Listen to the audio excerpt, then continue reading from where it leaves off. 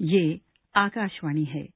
आज हम प्रस्तुत करने जा रहे हैं डॉक्टर राजेंद्र प्रसाद स्मृति व्याख्यान 2020। श्रोताओं, हम आपको बताना चाहेंगे कि ये व्याख्यान भारत के प्रथम राष्ट्रपति डॉक्टर राजेंद्र प्रसाद की स्मृति में सन 1969 से प्रतिवर्ष आयोजित किया जाता रहा है। इसमें विविध समसामयिक विषयों पर अति प्रतिष्ठित लेखक, चिंतक, विचारक, समाजसेवी और राजनीतिज्ञ व्याख्यान दे चुके हैं। इस वर्ष इस व्याख्यान का विषय है सुशासन। वक्ता हैं भारत सरकार के माननीय पर्यावरण, वन और जलवायु परिवर्तन, सूचना एवं प्रसारण तथा भारी उद्योग और लोक उद्यम मंत्री श्री प्रकाश जावड़ेकर। तो प्रस्तुत है डॉक्टर राजेंद्र प्रसाद स्मृति व्याख्यान 2020।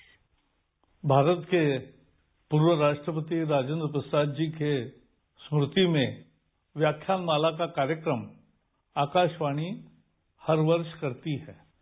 यह 46वां संस्करण है और मुझे खुशी है कि आकाशवाणी इस तरह के कार्यक्रमों का आयोजन करके लोगों तक पहुंचाता है। आज इस कार्यक्रम में जुड़े सभी लोगों को मैं पहले नमस्कार करता हूं और आज हम बात करेंगे सुशासन की, क्योंकि राजेंद्र प्रसाद एक स्वतंत्रता सेनानी थे। उस पीढ़ी में आजादी के लिए जो प्रयास किए वो क्यों किए? वो इसलिए किए कि देश आजाद हो और देश में स्वराज आए और स्वराज के साथ सुराज्य भी आए। यही उनकी कल्पना थी और इस कल्पना को लेकर उन्होंने देहदंड भी भुगता, बहुत काम किया, लड़ाई लड़ी और क्रांतिकारियों से अहिंसक आंदोलन तक सभी के प्रयासों से देश आजाद हुआ। आज मैं व्याख्यान में सुशासन के संदर्भ में बात करना चाहता हूं।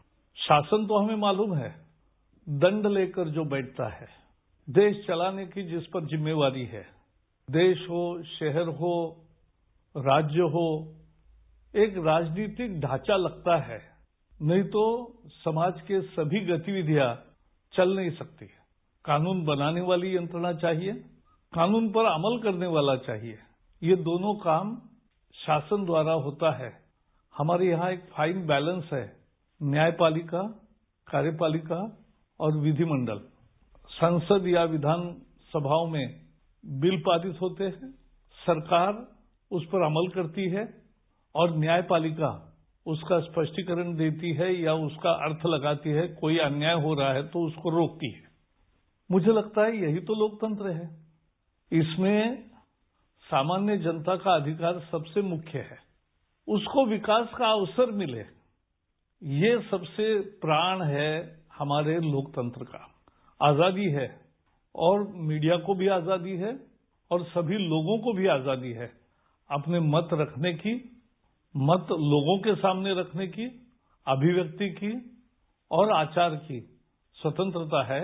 लेकिन समाज के नियम कानून को लेकर ही आगे बढ़ना होता है और इसलिए आज मैं सुशासन का विषय आपके सामने रखूंगा तो उसके 5 मूलभूत आधार है। पहला तो यह है कि लोकतंत्र वो सर्वोपरि है। दूसरा आधार है देश प्रथम और बाकी बाद में, और इसलिए देश के आगे कुछ नहीं, देश हित सर्वोपरि। और देश हित का मतलब क्या? देश के हितों की रक्षा। लेकिन देश की हितों की रक्षा माने देश में रहने वाले लोगों की रक्षा भी और विकास भी। इसलिए देश प्रथम। दुनिया के सामने जाता है तो भारत अपनी प्रतिमा लेकर जाता है, भारत अपने काम लेकर जाता है। दुनिया में शांति बने, विश्व बंधुत्व की भावना बढ़े, यह हमारा आधार है। लेकिन हमारे लिए देश सर्वप्रथम है। तीसरा है कि सत्ता सेवा का साधन है, उपभोग का नहीं। और इसलिए हमने देखा है प्रधानमंत्री नरेंद्र मोदी जी ने खुद को प्रधान सेवक कहा और पिछले 6 साल से हम देख रहे वो उनका यही रूप देख रहे हैं कि वो एक देश के सेवक के रूप में 24 घंटे काम करते हैं और देश के सिवा दूसरा कुछ भी नहीं करते। चौथा तत्व है विकेंद्रीकरण, क्योंकि अपना संघ राज्य व्यवस्था है, कोऑपरेटिव फेडरलिज्म। तो सब राज्यों को और कार्यपालिकाओं को अधिकार मिले, ग्राम पंचायत को अधिकार मिले, यह हमारे लोकतंत्र की कल्पना है। तो वो विकेंद्रीकरण सत्ता का भी, अधिकारों का भी, ये महत्वपूर्ण भाग है। और अंत में सबको समाहित करने वाली अगर एक वाक्य कहना है तो सबका साथ, सबका विकास, सबका विश्वास। क्योंकि सबका साथ में कोई किसी भी दल का हो, कोई किसी मजहब का हो, कोई किसी जाति का हो, कोई किसी मत का हो, सबका साथ, सबका विकास। विकास के कार्यक्रम में राजकाज में कोई भेदभाव नहीं, न लिंग के आधार पर, न मजहब के आधार पर, न जात के आधार पर, न आय के आधार पर, सबको न्याय मिले ये व्यवस्था करना, ये है सबका विकास। और विकास के लिए वैसे कार्यक्रम चाहिए। और सबका विश्वास, ये बहुत महत्वपूर्ण है, क्योंकि प्यार तो विश्वास से ही बनता है। तो जनता के प्रति सरकार और जनता का तालमेल ऐसा हो कि इसमें सबका विश्वास मिले, ये उसकी भूमिका है। अगर हम इसी को आगे बढ़ाएंगे और देखेंगे कि पिछले 6-7 सालों में जिस तरह से सरकार चल रही है, क्या सचमुच में सुशासन के ये 5 स्तंभ है जो है, उसका पालन हुआ है या नहीं हुआ है? तो हमने देखा गरीब का उत्थान सबसे महत्वपूर्ण है। अपने देश में जब विख्यात अर्थविद तेंदुलकर जी ने गणित किया था तो 17% लोग गरीबी रेखा के नीचे थे। आज वो 6% तक रह गया। 7-8 करोड़ गरीब लोग आज बचे हैं, 10 करोड़ ज्यादा से ज्यादा। बाकी सब गरीबी रेखा से ऊपर आए, अमीर हुए ऐसा नहीं मैं कहूंगा, उसको तो बहुत समय है, अभी होंगे। लेकिन उस गरीब का विकास कैसे हुआ? तो पहली उसकी जरूरत है आवास, रोटी कपड़ा मकान बोलते हैं, तो मकान जरूरी है। तो जिनको 4 करोड़ लोगों को मकान नहीं थे, उन 4 करोड़ लोगों को मकान देने का कार्यक्रम शुरू हुआ। और मुझे खुशी है कि अभी 3 करोड़ लोगों को गांव और शहर में घर प्रधानमंत्री आवास योजना के तहत मिल गए हैं। ग्रामीण इलाकों में 1,60,000 रुपये उसके खाते में सीधा जा रहा है। गरीब को पहली दफा यह अनुभव हो रहा है और वो खुद का घर बना रहे हैं, अच्छा बना रहे हैं, थोड़ा खुद का भी पैसा लगाते हैं और एक अच्छा सा घर बना के, क्योंकि घर ही तो मूल सपना होता है, उनको सस्ता अनाज मिले, फूड सिक्योरिटी वो भी जरूरी है, रोटी। तो उसके लिए 2 रुपए किलो में गेहूं और 3 रुपए किलो में चावल, ये 80 करोड़ लोगों को हर महीना 5 किलो हर व्यक्ति को इस तरह से मिलता रहता है। यानी चावल और गेहूं 2 रुपए 3 रुपए खर्चा में नहीं आता है, उसके लिए लगभग 30 रुपए खर्च होते हैं, क्योंकि किसान को लगभग अब 20 रुपए दिए जाते हैं। उसके बाद प्रक्रिया होती है, उसके बाद रखरखाव होता है, भंडारण होता है, ढुलाई होती है, फिर डिस्ट्रीब्यूशन होता है, इस सब के लिए भी खर्चा आता है। लेकिन ये खर्चे के बावजूद भी गरीब को 2 रुपए और 3 रुपए में देते हैं। मुझे लगता है गरीब के लिए सबसे बड़ा वरदान है फूड सिक्योरिटी। आवास बना तो आवास के साथ टॉयलेट भी बना। प्रधानमंत्री ने पहले ही वर्ष में ये नारा दिया था कि हम भारत को स्वच्छ भारत बनाएंगे, और लोगों ने हाथों हाथ उठाया। स्वच्छ भारत की दिशा में बहुत तरक्की हुई है। उसमें सबसे बड़ी बात है, अब लगभग खुले शौच से मुक्त हो गया देश। अब 12 करोड़ से अधिक टॉयलेट पिछले 6 साल में बने, और उन टॉयलेट के आधार पर आज जो गंदगी देहातों से, नालों से बहती थी और नदियों में आती थी, वो कम हो गई। तो ये बहुत बड़ी क्रांतिकारी परिवर्तन है। और टॉयलेट का महत्व कितना होता है गरीब के लिए। गरीब महिलाओं ने उत्तर प्रदेश, बिहार और सभी जगह नाम दिया अपने शौचालय को इज्जत घर। नहीं तो महिलाओं को या बाकी लोगों को भी सुबह सूरज उगने से पहले बाहर जाके आना पड़ता था, शाम को सूरज ढलने के बाद बाहर जाके आना पड़ता था, और उसके कारण आरोग्य में बहुत सुधार हुआ, स्वास्थ्य में बहुत सुधार हुआ। जो बीमारियां आती थी वो बीमारियां अब नहीं आ रही है, ये एक मुद्दा है। उसके साथ साथ गैस भी चाहिए, लकड़ी जलाते थे, वो भी एक प्रदूषण भी करता था और महिलाओं को कितनी तकलीफ होती थी। अब 8 करोड़ लोग जिनके घर में गैस नहीं था, उनको गैस का चूल्हा मुफ्त में दिया गया उज्ज्वला योजना में। और कुछ लोगों को लगता था कि आगे गैस नहीं लेंगे, लेकिन लोग ले रहे हैं क्योंकि उसका फायदा सामने आया है। स्वास्थ्य की भी देखभाल हुई, जंगल टूटने से भी बचा है और साफ सफाई हो गई है।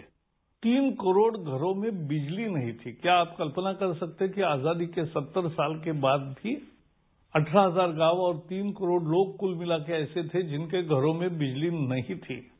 पिछले 3 साल में प्रयास करके सभी घरों में अब बिजली पहुंच गई है।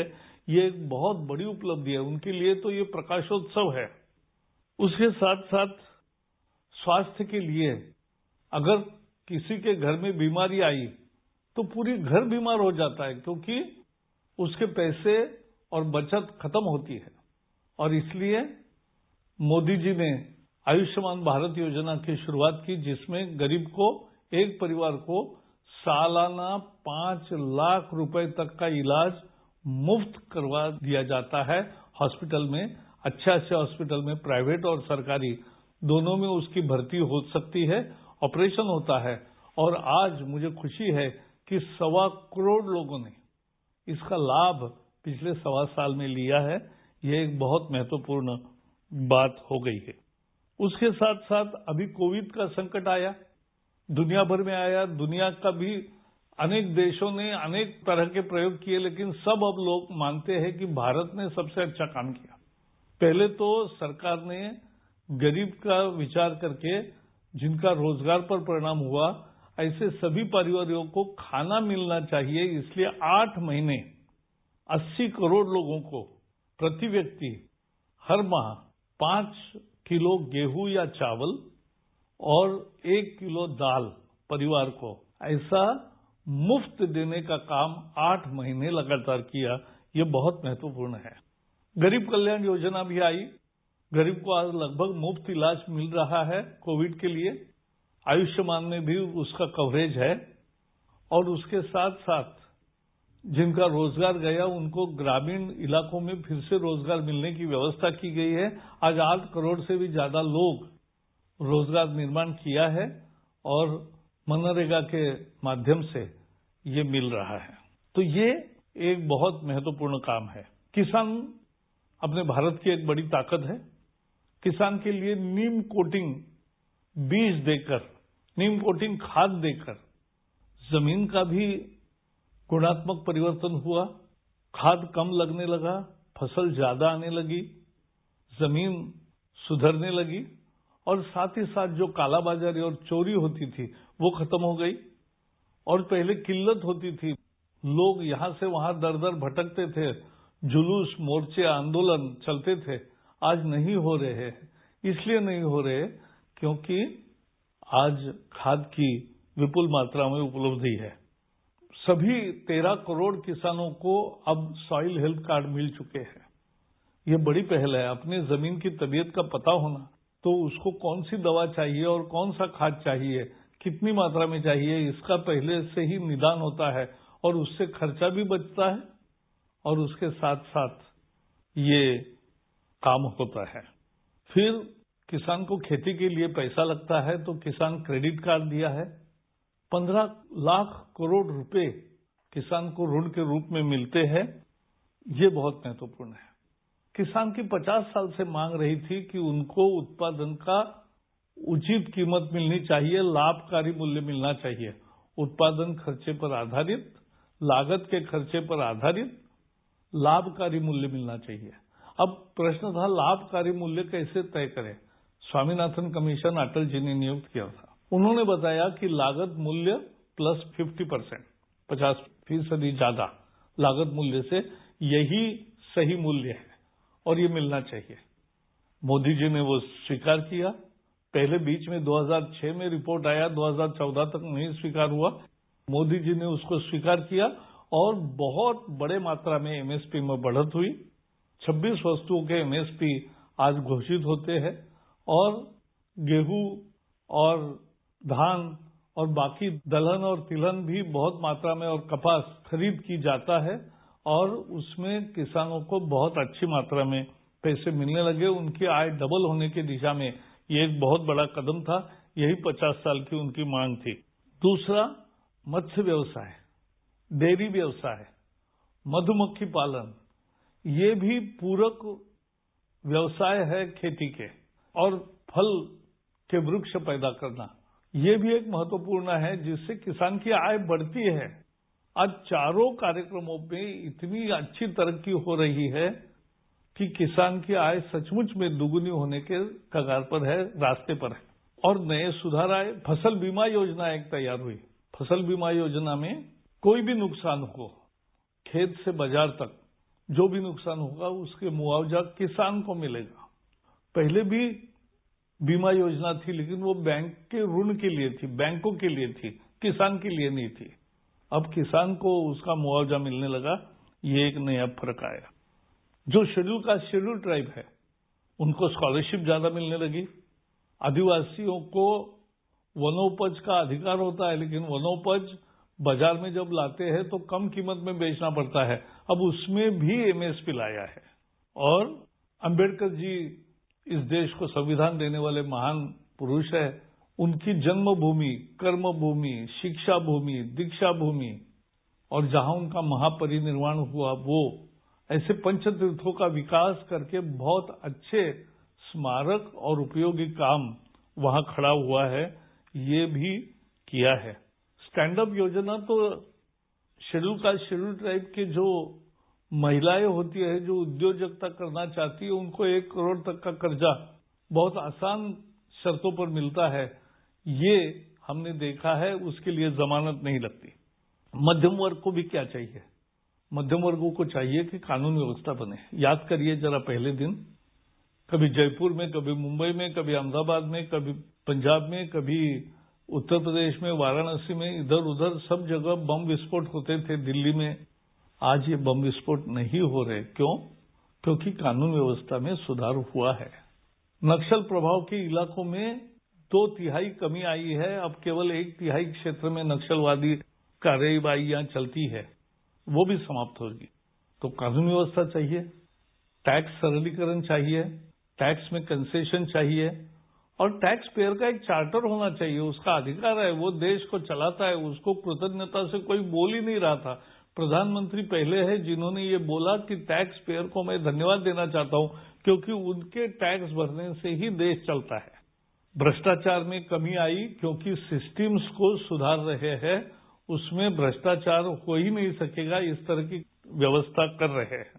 जैसे डीबीटी आया, ये एक जबरदस्त करिश्मा है। 133 योजनाओं के 11 लाख करोड़ रुपए लाभार्थियों के खाते में सीधे पहुंच रहे हैं। पहले प्रधानमंत्री एक थे, उन्होंने कहा था कि मैं 100 रुपए भेजता हूं तो 15 रुपए ही गरीब को पहुंचते हैं। अब 100 रुपए भेजते हैं तो गरीब हो, मध्यम वर्ग हो, जो भी सब्सिडी जिसको मिलेगी वो 100 के 100 रुपए मिलते हैं, रिफंड तुरंत मिलता है। ये सब बातें होने लगी। ये सुशासन का नमूना है। न्यू एजुकेशन पॉलिसी आई। बहुत विचार विमर्श के बाद 34 साल के बाद एक नई शिक्षा नीति एक निजात करेगी कि इस देश को आगे बढ़ाना है, शोध और अनुसंधान को बढ़ावा देना है और छात्रों को बहुत सारे विकल्प देकर अच्छी शिक्षा और क्रिटिकल थिंकिंग एबिलिटी, जो विचार करने की क्षमता है और जो उसका कुशलता है, कौशल है, हुनर है, वो बढ़ाना, ये उसका मूल उद्देश्य है। तो ये उद्योगों के लिए भी अब दुनिया में पहला देश हुआ है कि जहां उद्योगों पर सबसे कम टैक्स है। उद्योगों के लिए जीएसटी आना एक इनडायरेक्ट टैक्स में बहुत बड़ी क्रांति है। निवेश विदेशों से सभी स्रोतों से आ रहा है और वो निश्चित रूप से भारत के उद्योगों को बढ़ावा दे रहा है। अब आत्मनिर्भर भारत का ऐलान हुआ है और इसलिए भारत में मेक इन इंडिया ये मुहिम जोर से चल पड़ी है। जहां केवल 2 मोबाइल फैक्ट्रियां थी, आज 123 हो गई और 123 मोबाइल फैक्ट्री में आज दुनिया में मोबाइल तैयार करने वाले दूसरे नंबर का देश भारत बन गया। आज भारत के सभी लोगों के हाथ में मोबाइल आया, 120 करोड़ मोबाइल आ गए। अब बहुत थोड़े लोग बचे हैं जिनके पास मोबाइल नहीं है। गरीब के हाथ में भी मोबाइल है, किसान के हाथ में भी है, मजदूर जो काम करते हैं, कंस्ट्रक्शन लेबर है, उनके हाथ में भी है, सब्जी बेचने वाला या माल बेचने वाला जो भी ठेला चलाता है उसके पास भी मोबाइल है। डिजिटल सेवाएं तो इतनी सस्ती है कि दुनिया में इतनी सस्ती डिजिटल सेवाएं कहीं नहीं है। डाटा इतना सस्ता कहीं नहीं मिलता जो यहां मिलता है, और लोग उससे सुखी हुए हैं। डिजिटल क्रांति भी हो रही है, डिजिटल पेमेंट रोज बढ़ रहे हैं, और अब लाखों करोड़ों रुपए के व्यवहार बैंक के द्वारा या चेक के द्वारा नहीं होते, बैंक के माध्यम से, लेकिन अपने टेलीफोन से ही लोग करने लगे हैं। ये एक बहुत बड़ी उपलब्धि है, ऐसा मैं मानता हूं। ये भी एक सुशासन का ही लक्षण है। पर्यावरण का ख्याल कर रहे हैं, वृक्षों की संख्या में बढ़ोतरी हुई है, वृक्षों के कवरेज में बढ़ोतरी हुई है, 15,000 स्क्वायर किलोमीटर ट्री कवर बढ़ा है, और इसके साथ साथ विकास के नए नए आयाम छुए हैं। एक कार्यक्रम मुझे जरूर बताना है। एक कार्यक्रम 63,000 गांव में, यानी 10% भारत में ये काम हुआ है अभी, कि उसमें सरकार हर गांव में पहुंच गई और हर एक के घर में जाकर देखा, घर है नहीं है तो एप्लीकेशन लिया, उसका सैंक्शन किया, टॉयलेट नहीं है तो टॉयलेट दिया, टीकाकरण नहीं हुआ है तो टीकाकरण दिया, जनधन अकाउंट नहीं है जनधन दिया, जनधन अकाउंट 40 करोड़ नए खाते 40 महीनों में तैयार हुए। ये भी एक बड़ी क्रांति है, और उसी के कारण लोगों के खाते में आज पैसा जा रहा है। तो ये जिसका अकाउंट नहीं, जिसका इंश्योरेंस नहीं, आज इंश्योरेंस मिलता है। जीवन बीमा योजना 330 रुपए साल में, रोज के 90 पैसे केवल, और 2 लाख रुपए का बीमा मिलता है। हर एक का मृत्यु तो होना है, मृत्यु के पश्चात फैमिली को मिलता है 2 लाख रुपए केवल 90 पैसे रोज देकर। केवल साल के 12 रुपए, महीने का 1 रुपया देकर अगर कोई एक्सीडेंट में किसी की मृत्यु हुई तो उसके परिवार को 2 लाख रुपए मिलने का बीमा भी प्रधानमंत्री सुरक्षा बीमा योजना है। तो ये सभी योजनाएं हो या पेंशन योजनाएं हो, जो श्रमिक है उनके लिए नए कानून किए हैं। और श्रमिकों को नियुक्ति पत्र मिलेगा, उनको मिनिमम जो तनख्वाह तय है वो निश्चित मिलेगा, सही समय पर मिलेगा, उनको जो छुट्टियां मिलनी है वो भी मिलेगी, उनको बाकी सारी सुरक्षा दी गई है, सामाजिक सुरक्षा और स्वास्थ्य सुरक्षा, ये उनको मुहैया कराया गया है। तो ये जैसे दूसरे भी काम हुए हैं, बेटी बचाओ बेटी पढ़ाओ, महिलाओं का अपने समाज के तरक्की में बहुत बड़ा योगदान है। तो हमारी नई पीढ़ी अच्छी पढ़े, बढ़े, खेले, सभी क्षेत्रों में वो काम करे, यही कल्पना है। और इसी कल्पना के आधार पर ये बेटी बचाओ बेटी पढ़ाओ अभियान शुरू। इस तरह से अगर हम विचार करेंगे तो एक भारत को नया आयाम, नया विकास का रास्ता मिला, वो सुशासन के कारण मिला। सुशासन is good governance. Good governance का मतलब है लोगों को जिस तरह से प्रशासन चाहिए, जिस तरह से सरकार के कार्यक्रम होने चाहिए, वैसे कार्यक्रम हो। क्योंकि फिर से मैं रिपीट करूंगा कि आखिर सुशासन क्या होता है। देश की आजादी, लोगों की स्वतंत्रता, न्यायपालिका, कार्यपालिका और विधान भवन, इनका तालमेल, लोकतंत्र, चुनाव समय पर, अब कश्मीर में भी चुनाव हो रहे हैं, तो इस तरह से ग्राम पंचायत से लेकर लोकसभा तक सारे चुनाव समय पर हो, सही तरीके से हो, और सही प्रतिनिधि जो लोगों ने चुने हैं उनके हाथ में सत्ता हो, ये सब लोकतंत्र है। ये पहला प्रिंसिपल है।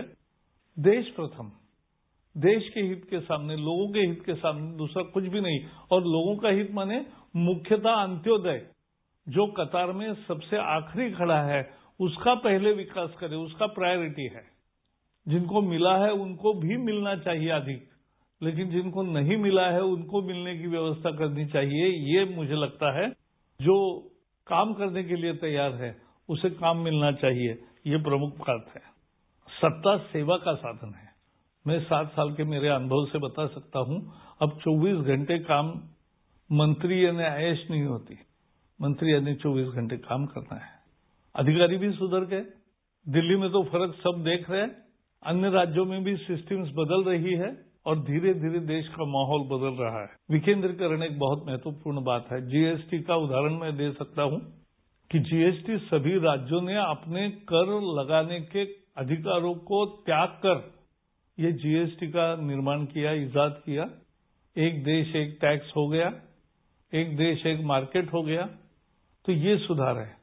कृषि के बारे में भी जो नए कानून आए हैं, सभी बंधनों से मुक्त करने वाला, अनुबंध की खेती करने की इजाजत देने वाला, और उसके साथ साथ कहीं भी अपना सामान फायदे जहां ज्यादा मिलेगा वहां बेचने का अधिकार किसानों को मिलने का, ये बहुत महत्वपूर्ण कानून बन गए। तो ये सब विकेंद्रीकरण में आता है और एक कोऑपरेटिव फेडरलिज्म का उदाहरण मिला है। आखिर में जैसे मैंने कहा, सबका साथ, सबका विकास, सबका विश्वास। मुझे लगता है पिछले कुछ सालों में हमने जो दिखाया है वो यही है। लेकिन जनता को भी चाहिए कि अपने कर्तव्यों का पालन करे, अपना काम करे और साथ ही साथ अच्छे सुझाव, हमेशा उनका स्वागत है। जनता की भागीदारी केवल 5 साल के बाद वोट देना ये काम नहीं है। उसके बीच में भी सारे विकास कामों में सहयोग देना, काम करना, ये भी जरूरी है। सुशासन तभी बनता है। सबको बहुत बहुत धन्यवाद। सुशासन। अभी आप इस विषय पर डॉक्टर राजेंद्र प्रसाद स्मृति व्याख्यान 2020 सुन रहे थे। वक्ता थे भारत सरकार के माननीय पर्यावरण, वन और जलवायु परिवर्तन, सूचना एवं प्रसारण तथा भारी उद्योग और लोक उद्यम मंत्री श्री प्रकाश जावड़ेकर। ये कार्यक्रम आकाशवाणी दिल्ली से प्रसारित किया गया।